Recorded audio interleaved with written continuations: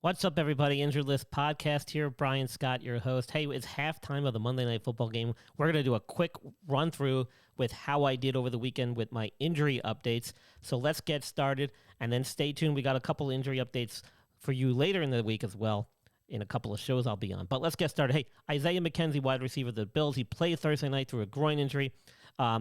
Had 2 catches for 19 yards and a touchdown. And, surprisingly, he did a gender reveal for his sister's newborn, who's yet to be born. And so that was kind of cool. Got to be able to be on the field to do that for her. So I guess it was a successful return to play. So I give myself a green check on that one. I got that one right. Matthew Stafford, throwing elbow I thought was going to be an issue with any long throws down the field. Didn't play great, nor did the team. Stat line was 21 for 49 with 240 yards, 1 touchdown, 3 picks. His longest completion was 28 yards. So I don't know, was it the elbow that was bothering him? Hard to say. This is definitely something he's gonna be dealing with all season, as we found out recently that he's been dealing with it all last season as well. So I think it might eventually catch up with him sooner rather than later. Now that the season started, there's gonna be very little time to rest it, so we'll have to see how things progress. Van Jefferson, wide receiver of the Rams, he did not play. He was out with his knee injury. We predicted that one. That's 3 checks I'm going to give myself right there. Drake London for the Falcons, wide receiver, was listed as questionable. He had limited practices throughout the preseason after getting an injury to the knee in the first game. Came back. He looked really good. Stat line was 5 receptions for 74 yards, no touchdowns, and showed no lingering effects from that knee injury. So I give myself a green check there. I knew he would be back. T. Higgins, wide receiver for the Bengals, was listed as questionable with a shoulder issue after having surgery in the offseason. Played all game. Wasn't much of a factor, though. He had 2 receptions for 27 yards. I thought he was going to be a game-time decision. Ended up playing. Wasn't too much of a factor. I'm going to give myself a green check on that one. Deontay Johnson, he was a wide receiver for the Steelers, was listed as questionable after a shoulder injury midway through the preseason. Again, I thought he was going to be another game time decision, but more toward the leaning toward that he was going to play, and he did. Wasn't a huge factor. He had 7 receptions for 55 yards, but no touchdowns.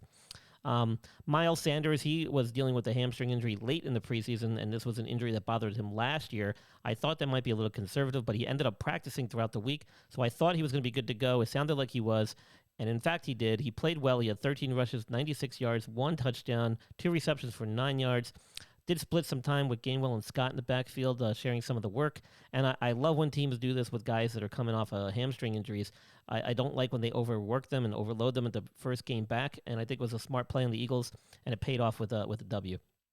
J.K. Dobbins was a guy I got asked a lot about last week, and I kept saying I don't think he's ready. I think he should be out. If the Ravens are smart, they'd sit him, and they did. And I think this was the right move. We'll have to see what he does throughout the week. I'd be shocked if he doesn't come back to practice. But really the question is he going to ramp up his activity? Is he going to be doing contact drills? Is he going to be doing team drills? That's going to be the thing to look for going forward. James Robinson, running back for the Jaguars, had an Achilles tendon repair about 8 months ago, had worked his way back into shape and was held out of the preseason, but reportedly doing very well. And I thought he looked good in practices and doing some things on the side, and I thought he would be ready to go. 8 months is about a good time frame. Turns out he was. Got a little bit of the workload, about 11 carries for 66 yards and a touchdown. Shared some of the work with Travis Etienne and a couple of other backs. And I couldn't have scripted a better return for a running back coming off an Achilles than James Robinson. He looked good. I think we'll see more of him as the season progresses, depending on how Etienne does. Kadarius Toney, wide receiver for the Giants, he was dealing with a hamstring injury, but was cleared late last week and stated that he felt great and should not be hampered. Now, he was only in for 7 snaps on offense, but still produced 23 yards, and they were on rushing plays. So, but now Wan'Dale Robinson got hurt and left the game halfway through with the knee injury, did not return. So this opens the door for Kadarius Toney to get some more plays on offense, depending on the sets that they run. But with Robinson out, he should see more action. So I'm looking forward to this. Didn't look like the hamstring was a factor at all. He looked like his big playability self, and I expect and hope that he will be able to do that for the Giants. Alan Lazard, no surprise there. We said he wasn't going to play. He did not play. Curious to see how this is going to play out in week 2. We still don't really have much information about what's going on with his ankle, so we'll have to keep a very close eye on that. Irv Smith, the tight end for the Vikings, he had a thumb fracture. He's only about 4 weeks out. I was kind of surprised that he was going to play. Thought he might have a brace on his hand. I don't know if he did or not. You guys tell me. But he was pretty much a non-factor. targeted 2 times and had no receptions. Zach Ertz, we got this one wrong, unfortunately, so I'll give myself a red check here, or a red X. We thought he would be out with a calf injury. I thought it would be the safe play on the part of the Arizona Cardinals, but they ended up suiting him up, and he did play. He had 2 receptions, 14 yards, no touchdowns. So I'll take the L on that one. Chris Godwin, I'll take the L on this one too. However, I did say, and I thought it would be smart for them not to play him. He had a brace on last week, stopped using it midway through the week. He hadn't played all preseason. He's only about 8 months out from his ACL reconstruction, and they played him. He had 3 receptions for 35 yards, but then he left the game with what they said was a hamstring injury. Reportedly today, it's not as bad as they initially feared, so we'll have to see what happens to him this week going forward. Very scary situation to hear that he had a hamstring injury coming off an ACL, and then, I thought he was prematurely put back in the lineup. I thought he would have benefited from at least another couple weeks. So I'll give myself a red X on that one, but that could have went either way. Russell Gage, wide receiver for the Tampa Bay Bucs, he had a hamstring injury, came back and played. 2 receptions for 23 yards. Thought it would be a game-time decision as he was limited in practice all week. They decided to play him, so I'm going to give myself a green check on that.